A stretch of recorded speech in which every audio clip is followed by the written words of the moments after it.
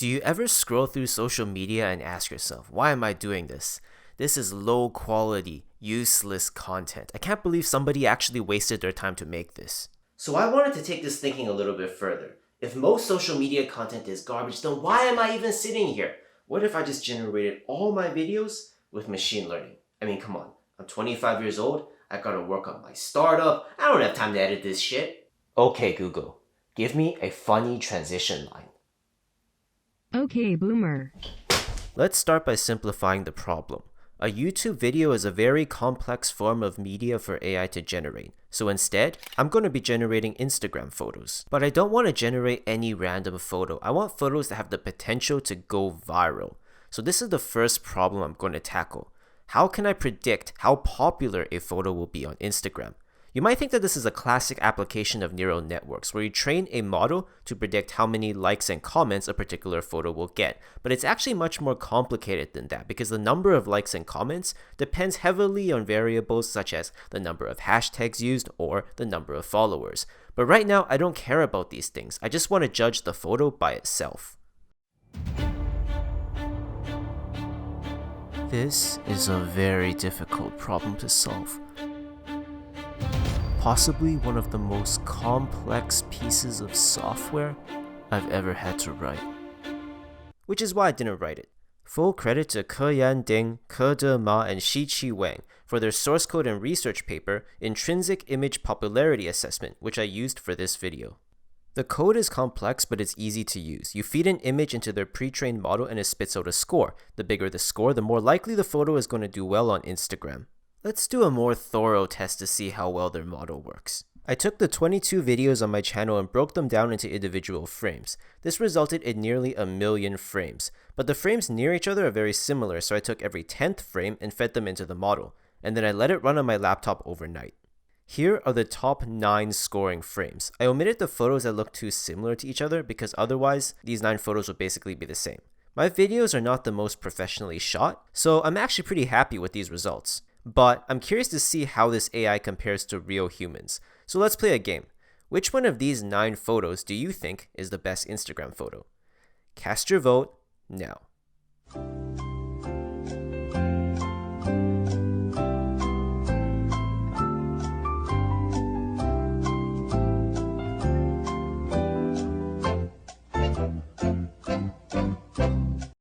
Okay, here are the rankings that the AI assigned these photos. Number 1 is the drone shot of the CN Tower, and I'm actually very pleased that I picked this shot because I worked really hard to fly the drone to the perfect position and capture this beautiful Toronto cityscape. Number 2 is the top ranked photo with me in it, and I would agree with this ranking because it's got nice depth, my face is big but not too close up like photo number 5, and the lighting and composition are both good. Number 3 and 4 I think are also decent photos, and they're definitely better than number 8 where my face is blurry and number 9 where the sky is overexposed. Overall, I'd say this model is working pretty well. So now I need some way to generate photos, and I used NVIDIA's StyleGAN 2 human face generator to do this. They published 2 extremely interesting papers, which I recommend giving a thorough read. But if you just want to start generating faces, all you have to do is pass in an input of 512 numbers, which can be whatever you want, and then somehow it generates a photorealistic human face based on that input. So now I've got one model that can generate photos and another model that can predict how well a photo will do on Instagram.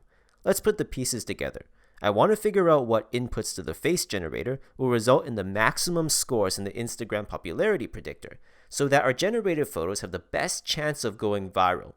Ideally, I'd solve this problem with a rigorous statistical method, like maybe clustering or reinforcement learning, but I'm an idiot and I couldn't get it to work. So instead, we're using brute force. I modified the StyleGAN 2 script so that after it generates a face, it feeds it into the Intrinsic Image Popularity Assessment model. Then I just saved the popularity score as part of the file name so I can look at it later. I left the script running on AWS for 3 days straight to generate 100,000 random faces. The idea here is that it's pretty hard to optimize the face to make it Instagrammable, but if I generate massive amounts of random faces, then inevitably I'll have some that are really, really good and some that are really, really bad. Now I know what you're thinking. Will, this code is so stupid. Did you actually make an entire video out of this thing that took you 10 minutes to write? No. It took me 5 minutes to write. thanks to today's sponsor, Kite. See this nifty blue window here? That's Kite Copilot, and it conveniently shows the Python documentation while I'm coding, so I don't waste time searching for it on Google. Kite also improves the Python autocompletion in my editor by using machine learning to sort the autocompletions by relevance instead of by alphabetical order or popularity. The autocompletions do seem to work better than the default suggestions in PyCharm, and that's saying something because PyCharm already works pretty well. It's not just the fact that the suggestions are more relevant, it also makes longer suggestions. Kite can autocomplete up to an entire line of code and fill in the function calls with placeholder arguments. It also happens to be completely free and integrates with many popular Python editors and IDEs. So, link is in the description now, let's get back to the faces. The results are in. Out of 100,000 randomly generated faces, the number one most Instagrammable face is... That was terrible. This is the top ranked face. I was a bit surprised because the photo has very noticeable imperfections. Her teeth are messed up, the left side of her jaw is swollen, and the hairpiece looks a little odd. But keep in mind that the popularity score is designed to predict which photos will do the best on Instagram, and these might not necessarily be the most realistic photos or the most attractive faces.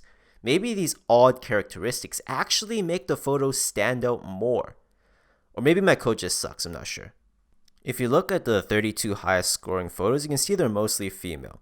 And they're also mostly Asian, which was surprising to me.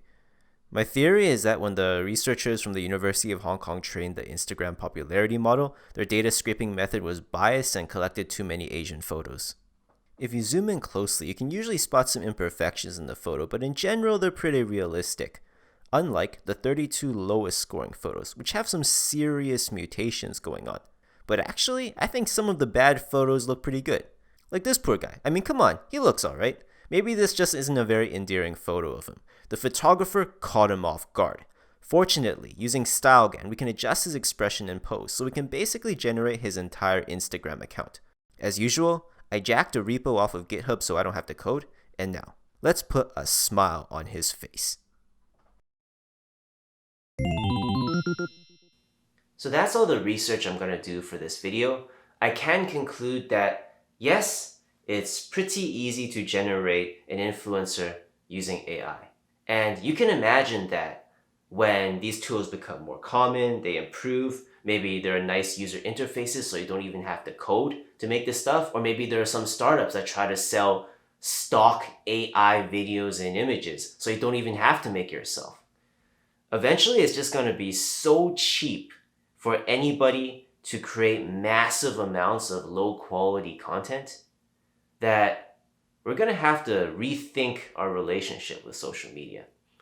I think a lot of people are overemphasizing the dangerous use cases of this kind of technology. I actually think the main thing that's going to happen is that it's going to put content farms completely out of work. Like the spray and pray approach to social media where you just try to churn out as many tweets and photos and videos and live streams as humanly possible.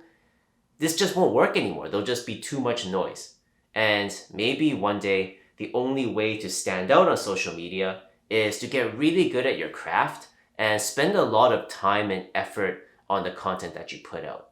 And personally, I'm pretty excited about this.